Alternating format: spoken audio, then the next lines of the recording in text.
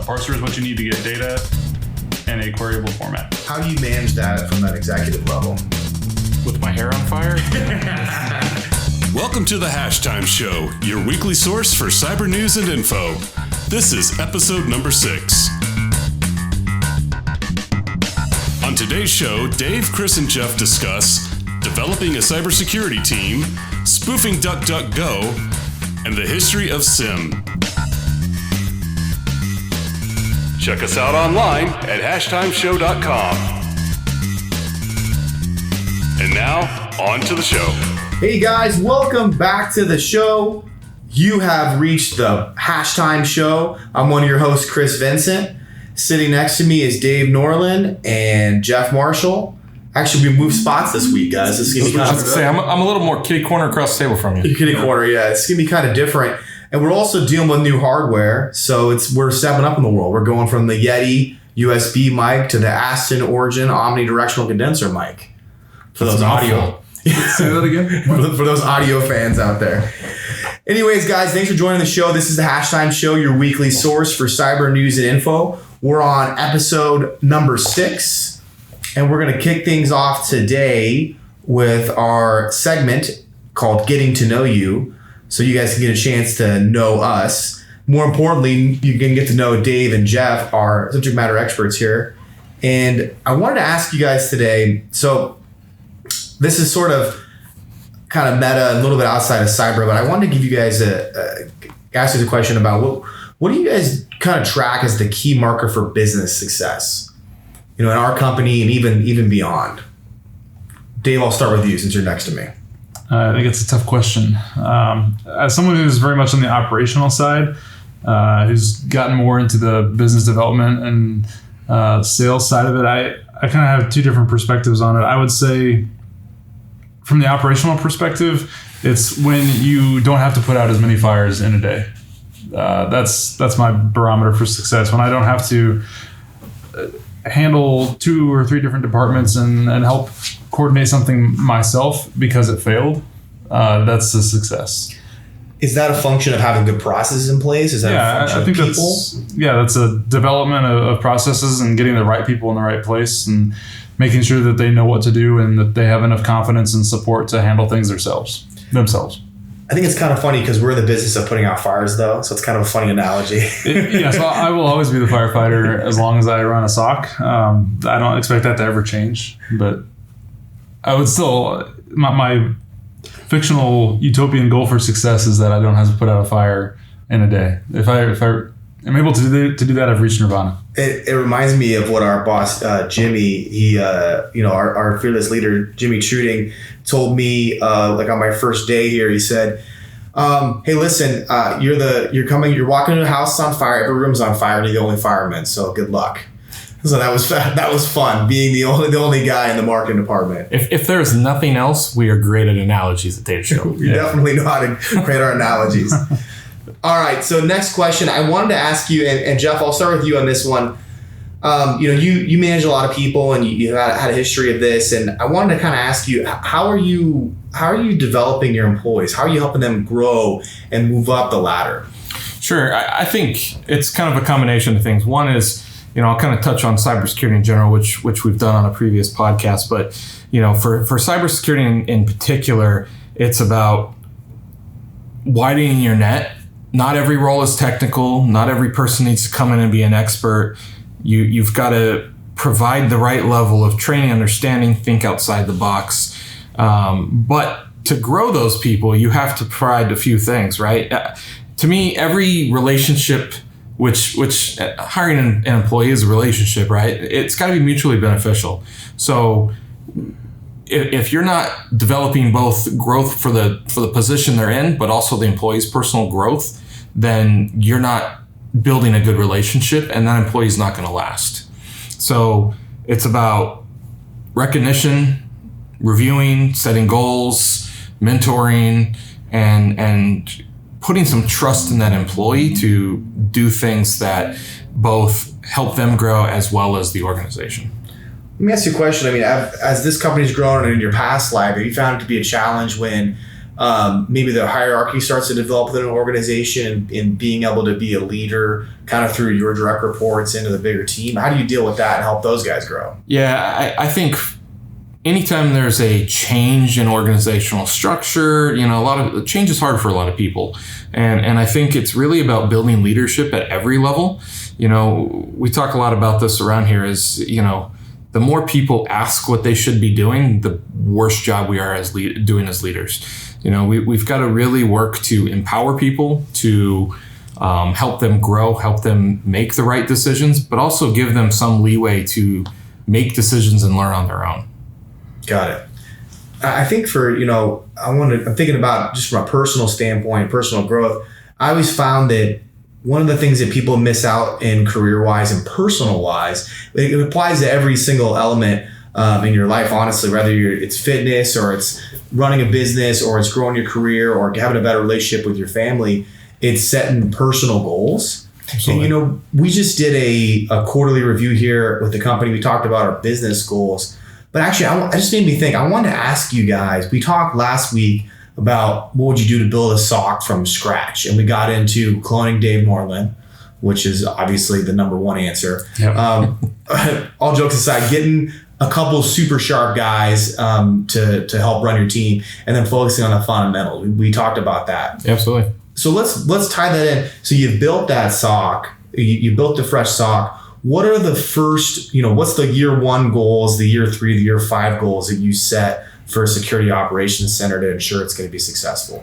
So I think let's look at it from two perspectives. From an employee's perspective, it's about building a talent pool that is wide and different, letting people feed off each other, building that leadership skills, entrusting people to make decisions, and from a personal growth perspective, really pushing them to better themselves.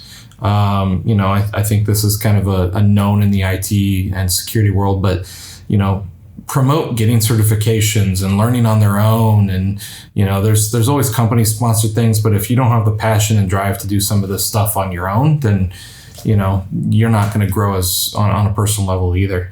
And then from an operational side, again, it's really start from the basics, build those fundamentals, set the right policies, procedures, test, practice, continually get better and ask for feedback. I think one of the big things we instituted here is there's no dumb ideas, there's no dumb questions. Put your feedback in, give your opinions. If we don't go with them, it doesn't mean it's a bad idea, it just means it's not the right time for that idea. Got it. Steve, anything to add on that?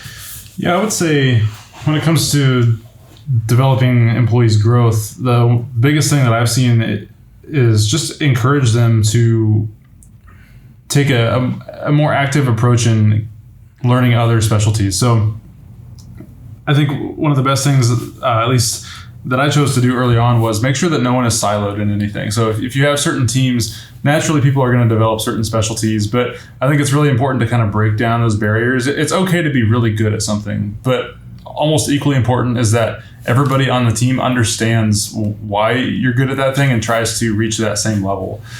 So our threat intel team, for example, we don't restrict anybody to doing one type of work. Now, we do have a couple people that are kind of the specialists in a certain type of query language or parsing type, whatever the case may be, but everybody knows how to do everybody else's job. And when you get to that point, people tend to learn more about a greater variety of things. So, for example, we had someone who came in who, we thought she was going to be more of a compliance-minded person, and she had an administrative background at her previous position.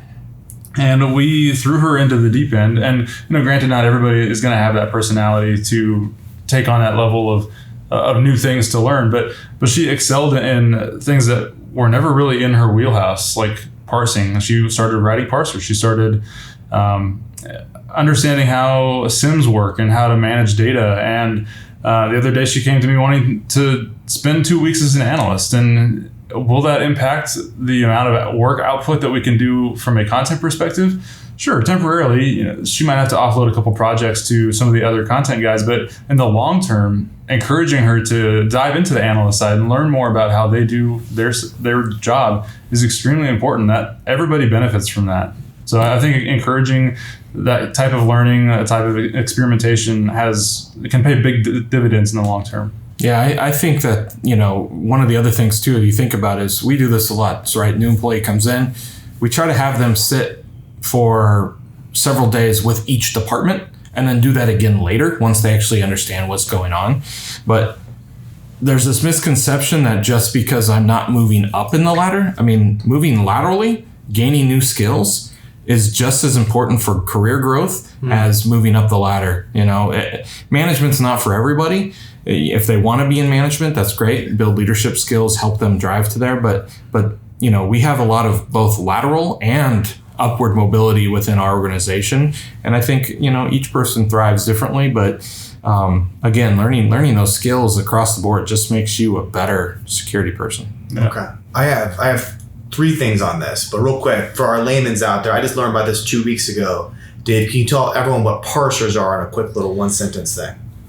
When you have data that comes into a SIEM, a certain set of commands is required to take that data and make it usable in the form of meta, so it's queryable and indexed, and a parser fulfills that function. A parser is what you need to get data in a queryable format. That was very concise. That was very good. Dave, that was awesome. I appreciate that. I think that's one of the hidden things in cyber that one of the core things that a lot of customers don't realize that is a huge value. That not only we do, but a lot of MSPs do out there. Okay, that was my one thing. Then the other question I had is, both of you guys have to have a lot of cross-functional leadership, right? Because you guys are both working amongst multiple skill sets of different people, especially you, Jeff. Because you have basically 3 different teams that you work with. Like, how do you manage that? How do you put your different hats on? How do you be a functional leader with analysts, with the guys in the R&D team, with the guys on the customer service side? Like, how do you manage that from an executive level? With my hair on fire? I pretty much function as both the internal CISO as well as the CTO. Yeah. So it's definitely complicated, but I've been fortunate that I've worked for a few good leaders going through the ranks over the years, and it's about exposure, right? So getting that skill set and that knowledge in IT and development and applications and security, don't be afraid to learn something new and to look at other aspects. There's a lot of people that want to be specialists, want to be silos. I've worked with a guy in the past who for 20 years, he's been a Windows domain admin and he has no interest in doing anything else, and there's nothing wrong with that. But, I've spent a lot of my career doing a little bit of everything. So, I think it's helped me grow from that perspective, as well as, I think from a leadership perspective, you've got to really focus on culture and not just skill, but culture and how to manage multiple projects and, be able to juggle a lot of things at once. No, that makes sense. I know culture is always a big thing. So I had one final question on this, and you guys don't have to have the right answer. I think it's a tough thing going back to the metrics competition we had last week. What I've heard the through line through this entire conversation is getting people to work across multiple disciplines and then fostering that with good culture. I think that's what I'm hearing, kind of the overall gestalt of what we're talking about. But I had asked a question earlier, how do we foster that behavior? What kind of goal do we set around that? What's the measurable kind of objective, or is there one? What kind of goals can we put around that? Is that team building? What is that? Yeah, so I think from an individual perspective, it's easy to say, okay, you need to go out and get a new certification, but sometimes that's not always feasible. People come to different parts or different phases of their career, and they may be at a point where they really don't need to get another certification. They've already had 3 or 4 big certifications in their career. They're already very intelligent. I think at that point, it's about challenging them and giving them some kind of project to work toward. our CTI content lead, he is an extremely smart person, and he has a lot of background already. So it doesn't do much for him for me to say, in the typical performance review scenario, okay, go get another certification. He, at least in my view, is not going to respond to that. So my challenge to him is to, hey, run the content team, and I'll push you to run the content team. I want you to get stuff done and do it right and own it. That is a challenge for a lot of people when they're maybe new to leadership in that form. It's that trust factor, right? You got to put some trust into them, make them understand you trust them. From a goal perspective, it's really setting some tangible goals and some long-term goals that are going to be a little bit harder to achieve, so that you've got some, you have to have something that helps you mentally, right? So that short-term goal and then that long-term goal to hit, and you just have to provide mentorship and guidance and give them a little bit of leeway to succeed. Awesome. Well, you guys have basically covered everything I had. You have anything else to add, kind of our segment 1 on markers for success and growing people? Anything else? I'll just say, give people a chance to build their own confidence. Yeah, I think encouragement goes a long way. Not everybody's driven by that aspect of it, but encouragement, trust, collaboration, give people the opportunity to think out the side of the box and different, as an example, we've been trying to get some of the people who are more leaders, like, present us something. We'll provide constructive feedback, help you present better, simple things like that go a long way sometimes. When people start to take ownership in the organization, a lot of these problems kind of solve themselves. Of course, you have to give them direction, you have to set goals long term, but if you can engender that ownership in people and get them to a point where they want to help support the company, support operations in the right way, then that's half the battle. So, absolutely. Awesome. What was I going to say? Flawless. That was going to be the new thing I was going to say. All right, guys. So now we've had super serious leadership development talk. Let's jump into segment 2, and let's go into our news of the week. This might be pretty super serious too. This is a podcast. This is episode number 6 of the podcast, where we get super serious with you guys. I will continue to mispronounce things, though. Don't worry, audience. All right. Headline number 1. NSA's terrifying Bitcoin ransomware leaves Baltimore begging for help. This is from ccn.com. I'll read the quote from this. The ransomware attack, which was first discovered on May 7th, has terrorized the city government and crippled critical services such as real estate transactions and online payments. The city has resorted to manual workarounds, including the use of archaic paper certificates for property transactions. Have you guys seen this already? This Bitcoin ransomware thing going on in Baltimore? I think everybody's seen this, otherwise they're under a rock. This article's strange. It words things strangely, but the concept is there. They're saying a cyber weapon known as Eternal Blue. It's an exploit. It's not the video on the website is fantastic too, by the way. It's 2 guys who really don't know what's going on talking back and forth about it. Really? But, yeah. So kind of fill in our listeners who haven't, who've been under a rock, tell us a little bit more about it. So back on May 7th, there was a ransomware deployed. Which one do you guys want to take this and fill us in? Well, I think first, if you don't know what ransomware is, it's essentially, a piece of malware that locks your computer, encrypts files, and then charges you a ransom to give you access back to it, which sometimes it still doesn't give you access back to it if you pay it. But one of the big things is, this affected an entire city. And as they said, it's not one of the most economically high finance cities in America. And, the debate is whether they pay the ransom and how they fix it. Microsoft's helping out. Weren't they refusing to pay it, and they wanted the FBI to get involved, and the FBI was saying, no, we have to see real evidence of loss first? Wasn't that part of the discussion? There's been lots of discussions around that. Everybody says it's due to the NSA tool, so the NSA should pay for this. So there's a lot of talk about whose fault it is and whose the ownership is and where they should get the money for it. Well, I can be confident saying that the NSA will probably never pay for anything. The NSA. The sad thing to me is... Shield podcast sponsored by the NSA. So the sad thing is this could have been patched and prevented, I think, a year and a half ago when Eternal Blue came out and there was a fix for it.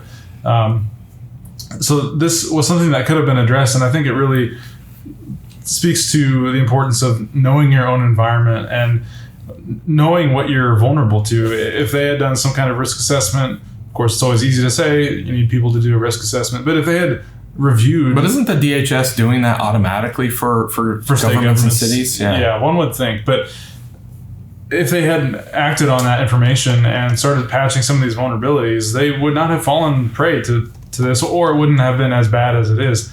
I mean, this Eternal Blue exploit is typically packaged up into worms, and those things just spread like wildfire if all systems in the environment are vulnerable. So it really is something where you just need to go back to basics and start patching your environment, start following best practices, do vulnerability scanning. These are very basic, simple things that even companies and organizations with relatively immature security posture already know what to do. They already understand these concepts of scanning your system for vulnerabilities. So I feel like patching is so bad now that everybody should just set Windows to auto patch, and if your application breaks, too bad, don't use it anymore. Yeah, the baffling thing is that I think most home PCs that are just set to automatically receive the updates have fewer issues than these organizations with supposedly more resources than an individual person. Well, it seems so. As someone new to the industry, the cybersecurity industry, it seems to me that municipalities and government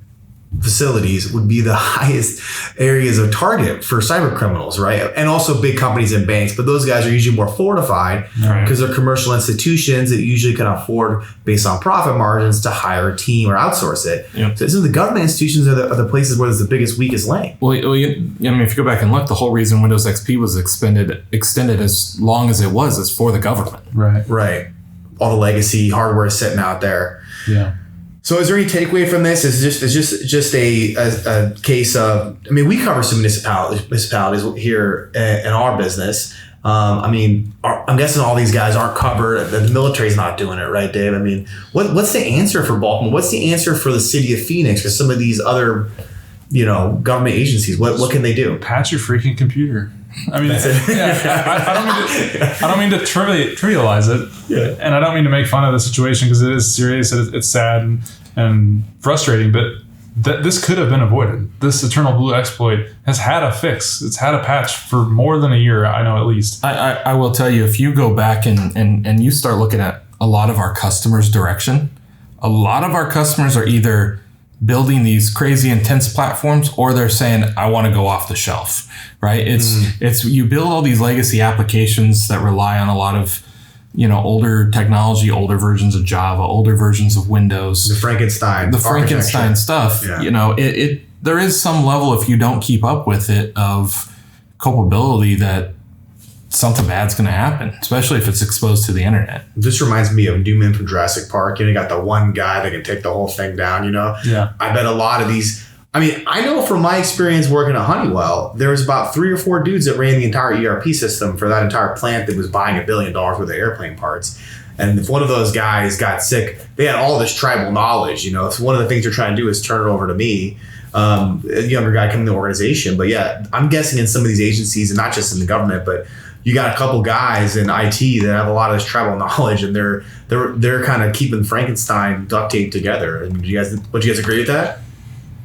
Yeah, I mean, that happens. It depends. Yeah, you have these people who become institutions within an organization, and they just have things stored away in the corners of their brain that no one has to know until it breaks, and they're not there. So I think that's a factor.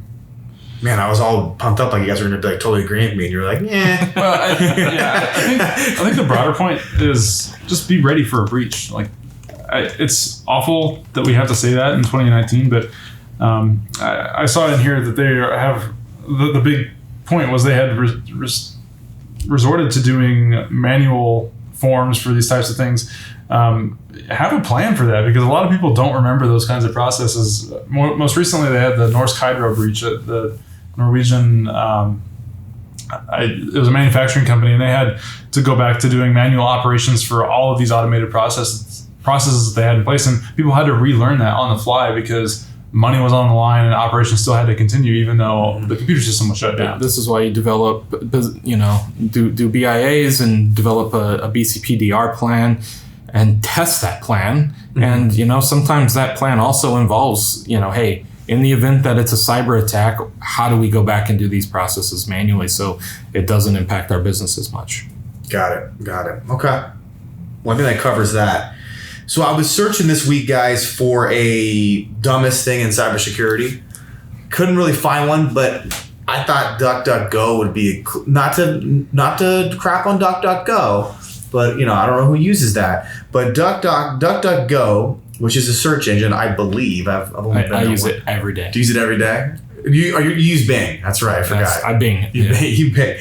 DuckDuckGo. There's a vulnerability in DuckDuckGo which allowed attackers to launch URL spoofing attacks. Well, you could say it allows still, because in the article they specifically say that DuckDuckGo says it's not a big deal. How is that possible? How do they just not care? My question is, why post it on HackerOne? Why give a bounty for it? And then when someone submits it, say, not a big deal. My favorite part of this is, I'm just going to read from the article. The security team concluded that the flaw doesn't need a fix as it doesn't seem to be a serious issue and marked the bug as informative. However, they awarded the researcher a swag on November 13th, 2018. So they got something from it. I want to know what that swag was. Was it like a duck plushie or something like that? A free t-shirt. Yeah, a t-shirt. I laugh about DuckDuckGo because, in a past life, I've managed a bunch of websites, and you go look at where you get your traffic from, and it's like 80% Google, 16% Bing, 3% Yahoo, and then you'll get like Ask Jeeves and DuckDuckGo in there every once in a while. So AOL.com every once in a while, you get a couple of hits a month from them. So do they not care because they're not a big enough player, and they're like, it's weird. I mean, the technical details of this are not super well explained, but to me it sounds like at most you're refreshing a page, according to this, every 10 to 50 milliseconds. And spoofing it via DuckDuckGo. I'm sure there's ways to extend this functionality and make it a little more malicious, but I think they probably saw that and were like, yeah, you can do it, that's cool, but where do we go from here? I mean, is this really an emergency? I'm sure they'll fix it eventually. They'll get it out. It makes me go, some of the HackerOne stuff is very profitable and some is pretty interesting. Like there was that one guy that I think it was like United Airlines gave him like a million miles instead of paying him or something like that. I forget the whole story, but it's, so you never know what that swag could be. Yeah. Give me some of that DuckDuckGo swag. DuckDuckGo swag. I mean, I guess the last thing on this, I put this down because I did want to talk about spoofing a little bit. I mean, that's obviously a big issue in cyber, it's right? basically phishing. It's like step one in a lot of cases. Right. And so, it is something that's critical, and it goes back to, I mean, how do you as a organization, how do you check for spoofing? How do you protect against it? What are some of the steps? Yeah, I mean, there's all kinds of different ways you can go about it. I think the most common and most accessible ways are just looking at your SPF records and your DKIM settings. In essence, those check to make sure that that the sender is authorized to send from the domain that they're supposedly sending from. And then additionally providing some extra layers of authentication to make those emails safe and ensure that you're only getting emails that have been verified. And email filtering, proxies, internal for web-based traffic. I mean, kind of basic hygiene security tools is kind of, the best you can do. Yeah. Got it. Okay, cool. Headline number 3, guys. Keep hackers from boarding your network with a cyber no-fly list. This is from Cyber Defense Magazine. Businesses across every sector experienced nearly twice the amount of attacks over the previous 12 months. And they're talking about 2018 versus 2017. To continue this quote, with major breaches hitting sectors like healthcare, heavy industry, and even election and government security. At least one research report estimates that the costs associated with attacks will total more than $6 trillion by 2021. So while this is very serious, I also have to point out that these numbers just constantly go up. And while I'm sure they're going up, it's like I feel like people just make up numbers. Yeah, I have no idea where these numbers come from. This is going to be 1 gazillion by 2090. It's going to be like the national deficit. I'm like, I don't know how to adjust this. Yeah, we owe a lot of money to China. I don't know. Exactly. What do these numbers even mean? We should start the global counter that just turns. Yeah. I mean, it is. So it's a ambiguous thing, the cost of a breach. We talk about it a lot. We just had the Equifax Moody's devaluation pop up, I think last week, right? Yeah. And then this one pops up, and it's really starting to become a factor for these companies in not just their hit to the initial. Well, it's a couple things. If they have a breach, they have a workload hit, and they have a cleanup hit as far as like costing them financially. They got to assign resources to it. They have to bring in people externally. They have to clean it up, maybe deploy new systems, whatever they have to do. But now there's intangibles that are getting assessed after the fact from a brand reputation hit, from a, as Moody's did with Equifax, a valuation hit. So I brought this up as sort of a conversation around that, but also in this article, they're talking about how to be proactive in cyber, which we talk about a lot, threat intelligence, blocking, some of this stuff. Well, this, no-fly list, cyber no-fly list. I think this is kind of interesting because this is just a threat intelligence block list. Yeah. It exists today. There are dynamic ones out there. I think they're kind of referring more to a government-focused one, which I think we kind of have some of that comes through on a normal basis, but... Yeah, so this is written by the CEO of Anomaly, and I am going to butcher his last name, Hugh Njamans. I know I'm mispronouncing that. And I have all the respect for Anomaly. They're probably one of the better threat intel feeds out there. But yeah, this is, like Jeff said, just basically describing a block list from threat intelligence. And while that is perfectly viable, it feels fairly salesy. It's definitely not groundbreaking by any means. So he's sort of putting himself out there with an informative article. Yeah. I mean, it's true. I don't disagree with anything in here. Yes, you should get threat intel. You should normalize it, make sure that it's actionable and viable, and then do something with it as far as blocking or doing investigation off it, scanning, whatever the case may be. But it's pretty boilerplate. I mean, we have a no cyber fly list that's a culmination of open source threat intelligence in our own, but we don't call it a no-fly list, and we should call it something though. So Yeah. this is we got technical guys, we got marketing guys who love multiple meetings. He's bringing in the no-fly list. He's got the cost. At the end of the day, it's a CEO doing a marketing piece for a threat intel feed, right? But that's why I liked it. That's why I got excited. And I'm not like, it's not a knock against him. It's I don't disagree with anything in here. It's just he's calling it something different. You guys are like, yep, we got it covered already. Yep. Over here, we're good. Agreed. Awesome. Anything else to add on this?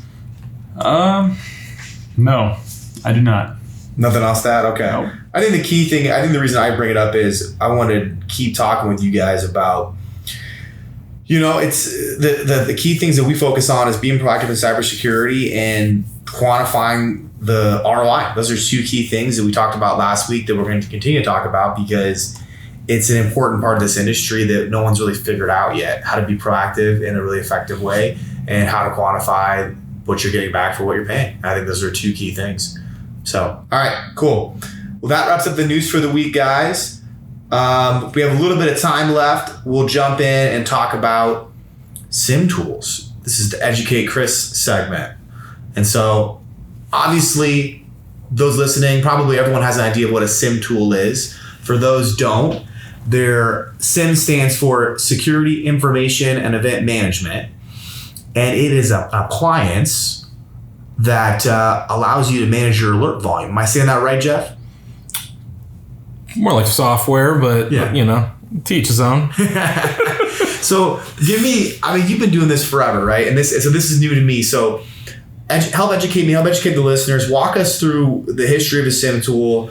What are the reasons you need it? What are some of the features and the benefits of having a SIEM tool? And what does it do for you for your security architecture? Sure. Just freeform for me. Give it to me from the hip. So SIEM started in kind of the mid-2000s. Really started off as a way to get your audit log information. Kind of grew over time and adapted to being able to store logs and audit trail information into your system to have a single repository for long-term storage, reporting capabilities. It's often used for compliance. And then it's kind of grown over time, right? So now it can get network information and packet capture and, application logs and, starting to take all of this data into one system and making it so that you can correlate events across multiple devices. So, if you're in, say you're at your house and you're trying to VPN in, and yet somebody is trying to VPN in with your same account from China, and those all hit multiple systems. The idea is you can see all this from a single pane of glass based on the user in one location where you can see your firewall, your VPN, your servers, your Active Directory, and you can culminate all this data to make a decision on which one's the right piece of information.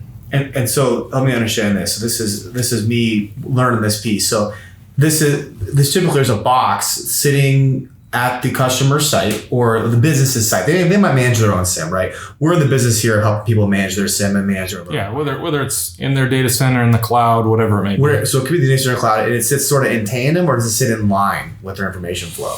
It sits kind of off to the side, collects logs, collects data, net flow, those kind of things. So it's not really in line like you would have a traditional firewall or IDS, but right. You can view it that way to some degree. So some components would be like if you have a network tap that's pulling packet data, that would have to be in line or at least mirrored off the port or something like that. So in a sense, you can think of it that way depending on where you're getting that data from. But yeah, it is usually off to the side, just aggregating data. Yeah, I mean, if you go back, it started off with the whole file integrity monitoring and then intrusion detection and prevention, and it's kind of was the next evolution, right? Is network security monitoring is how do I get information from more than just my edge devices to make a security decision? So that's kind of where the SIEM started, and it's ever evolving into more analytics and every other buzzword to do with artificial intelligence you can name. Machine learning, AI, all that stuff, right? We joke around here and call it machine intelligence, so we don't have to say AI and machine learning. It's one blanket term. Yeah. So from what I understand, doing my research and looking at what we do internally, who are the top players? Is it RSA Net Witness? Is it QRadar, Logarithm, Splunk? Are these the top guys? Who am I missing off that list? I think that's a pretty encompassing list. There's a lot of tools out there. Alien Vault, which you can argue is a little bit more mid-tier level. They have an open source version that's pretty popular. But you're looking at enterprise level. It's the bigger guys. It's the IBM QRadars and Logarithm and RSA Net Witness and Splunk. So Microsoft Sentinel and just Google Chronicle. Very new. Backstory is kind of the new hotness. So yeah, I saw that Elijah was showing me that one yesterday. Yeah, their site was really slick. So I was going through that. I think Sentinel's pretty well positioned to be very popular and attractive for people that are like moving to Azure with a cloud-based platform. Or Google Cloud with Chronicle backstory. Yes. So there's, cloud adoption's growing, and you've got to adapt and be capable of, doing that hybrid type scenario. Got it. Where do you guys see SIEM going? I mean, other than just going into the cloud, do you think it's ever going to go all the way in the cloud? I think the future is making the correlation more accessible. I think I've mentioned on here before, we've moved a lot of our rules to correlation rules to give that additional layer of certainty and correlation. I said correlation twice. And context, rather. So you can be more sure that what you're actually alerting on, there were other criteria in place before the rule actually fired. And right now, that process is very difficult to write a complex, usable rule. That's why we have a couple people that are dedicated to that kind of activity. But while there are rule builders in place, some of them don't have the same capability that writing it in the raw, so to speak, would have. So I think the future is going to be taking that correlation and either making it completely AI driven. And right now I hate the use of the word AI in security, but that is the future. And I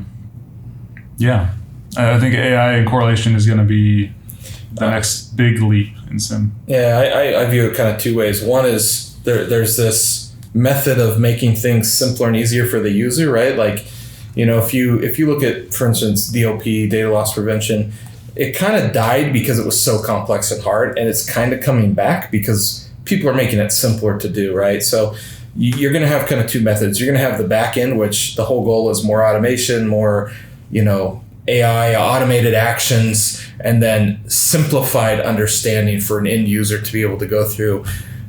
I do think it's going to be a long time before, and this is not a plug for us, but a long time before you get away from having knowledgeable experts, more than likely outsourced, that can go in and do very complicated stuff at the back end to make those processes better. Mm-hmm. But I definitely agree that's where it's driving to. Yeah, the complexity of a SIEM is kind of staggering when you step back and look at it.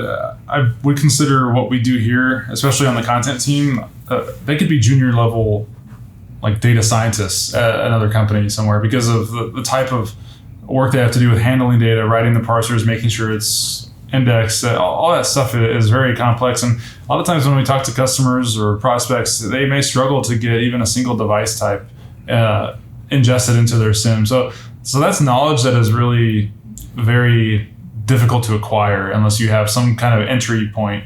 Either you've worked at a place that did that, or you just went through the training for it, or you're very smart and you figured it out by yourself. It's not always easy to come by. Yeah, I mean, I quit it too. You think you buy a house and you move in and everything just works, but there's a lot of stuff that go on the back end from an electrician and plumbing and all that standpoint, right? As a customer, you say, hey, I just paid $1 million or $500,000, whatever it may be for this huge suites of products. And then I go and tell all my other devices to go there and it should just work. Well, it doesn't always work that way. There's always oddities in software and logging configurations and things like that. Even newer stuff, Palo Alto, after so many versions, some of their logs change and the vendor has to keep up with it, or a specialist like us has to keep up with that, the changes, because they're so rapid and so often in this world today with the number of tools, the complexity, the constant updating, patching, and adding new features of all these tools. It's not a simple task, and it requires a lot of knowledge and expertise. And, not that it's impossible, but it's hard to gather people and train and have that understanding in-house. Yeah, and I think the worst case scenario is, what if you don't like your current SIEM, but you spent 1,000 hours over the past few years developing stuff for it, and you want to switch? If you move to another SIEM, you lose all that capability that potentially that you spent building into your previous product. So now that has to be duplicated in the new product. So the configuration aspect of SIEM complexity will never go away, I don't think. Not until, we're probably out of the field and it's just a box you plug into the wall and it's done. So. We joke about that. We just want to plug it into our ADT alarm panel and be done with it. But I don't see that happening. I do think more and more people are going to the cloud-based solutions.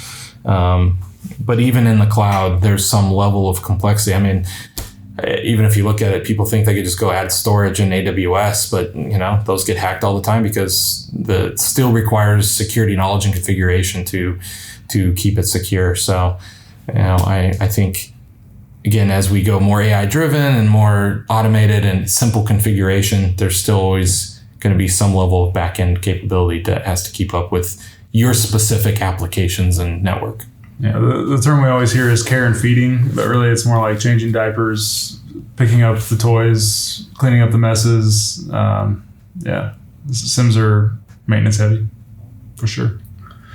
Well, I appreciate it, guys. I'm much more, you simplified it for me. That was bad. I think someone already does that, actually. Yeah. Well, guys, we appreciate you tuning in again. This has been the Hash Time Show. This has been Chris, Dave, and Jeff, and we'll catch you next time. Thank you for listening to the Hash Time Show. Check us out online at hashtimeshow.com.